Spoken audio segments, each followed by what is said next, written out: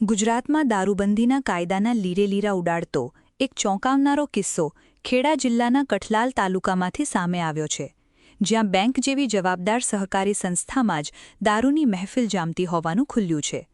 કઠલાલ તાલુકાના છીપડી ગામમાં આવેલી ખેડા જિલ્લા મધ્યસ્થ સહકારી બેંકની શાખામાં સરપ્રાઇઝ વિઝિટ દરમિયાન ચોંકાવનારો ખુલાસો થયો, જ્યાં બેંક મેનેજર પોતાની જ કેબિનમાં બેસીને દારૂ પીતા રંગે હાથ ઝડપાયા હતા. માહિતી મુજબ છીપડી કેડીસીસી બેંક શાખાના મેનેજર હર્ષવર્ધન ધીરુભાઈ પટેલ રહે કપડવંજ ઓફિસના ચેમ્બરમાં જ બેખોફ દારૂની મહેફિલ માણી રહ્યા હતા. ઘટનાની જાણ થતાં તાત્કાલિક 112 પોલીસ વાનને જાણ કરવામાં આવી હતી. જાણ થતાં જ પોલીસ કાફલો ઘટના સ્થળે દોડી આવ્યો હતો અને નશાની હાલતમાં મળી આવેલા મેનેજરને કસ્ટડીમાં લઈ પોલીસ સ્ટેશન ખસેડવામાં આવ્યા હતા.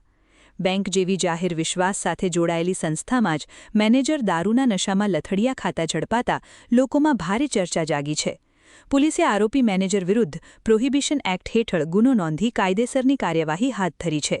હવે સવાલ એ ઊભો થાય છે કે શું જવાબદાર પદ પર બેઠેલા અધિકારીઓ જ કાયદાનો ભંગ કરશે તો સામાન્ય જનતા માટે કયો સંદેશ જશે?